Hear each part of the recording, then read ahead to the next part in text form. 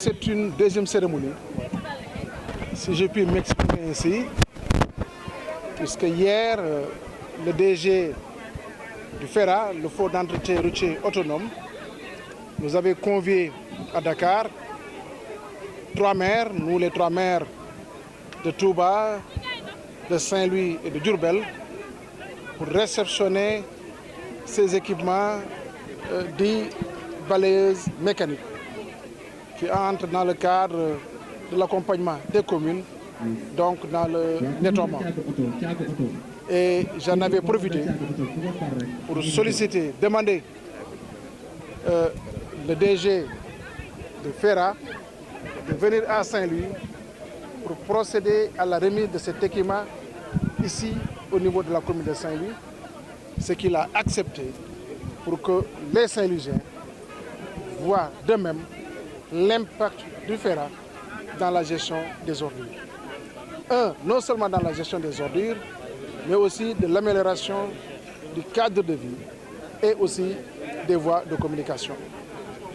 Vous savez, le FERA a une mission particulière, donc pour mobiliser des moyens financiers pour accompagner l'entretien routier, mais aussi la préservation des routes et aussi donc le nettoiement que les communes ont la charge dans le cadre des compétences transférées. Le FERA aussi nous gratifie de plus de 300 cantonniers qui s'occupent du désenclavement et du nettoiement des réseaux routiers classés et même non classés.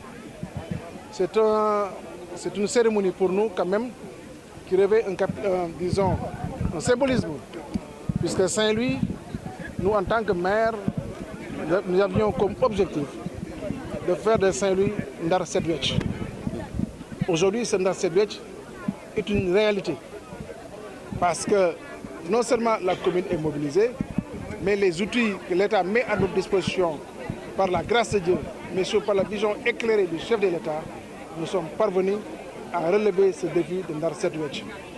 Avec à notre disposition du matériel, beaucoup de matériel de nettoiement, des bennes tasseuses, des bennes satellites, des polybennes et aujourd'hui une balayeuse mécanique d'une très grande capacité. Donc c'est le lieu pour moi, encore une fois, de remercier le DG du FERA pour tout cet accompagnement qui ne cesse de manifester à l'endroit des communes, à l'endroit des collectivités territoriales. Vous savez, Saint-Louis, c'est une ville amphibie. C'est une ville d'eau, une ville ancienne, mais qui connaît une croissance démographique très importante. Et cette croissance, effectivement, doit s'accompagner par des infrastructures. Il y a certains quartiers qui nécessitent la restructuration, tels que Guinaouraï, tels que Darou aussi, au niveau de certaines zones de Darou, Djaminar, un peu Pékin à peu près. C'est des programmes qui vont venir, puisque la restructuration de ces quartiers permettra à terme de régler la question donc, des eaux pluviales. Mais aujourd'hui, comme nous sommes un petit peu donc, dans des mesures conservatoires, chaque fois que l'hivernage se pointe, nous menons une politique de préparation donc, pour affronter l'hivernage, en mettant en place un dispositif important de motopompes, accompagné aussi par le service national de sapeurs-pompiers. L'année dernière, nous avions mis en place ce même dispositif. Cette année, ce dispositif sera renforcé pour que les populations n'aient pas à subir des conséquences donc, de l'hivernage. En termes de renforcement, donc, non seulement de la logistique, les motopompes, mais aussi toutes les équipes qui vont accompagner donc, les populations pour lutter contre les inondations.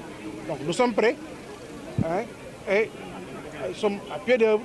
Et Inch'Allah, nous prions Dieu parce que vous savez, l'hivernage, il ne faut pas exclure des fois de l'inondation. Puisque quand le bon Dieu ouvre les vents du ciel, ce n'est pas nous qui les contrôlons. Mais nous sommes là quand même pour faire face et nous sommes prêts pour quand même que les populations n'aient pas à subir, disons, violemment les conséquences.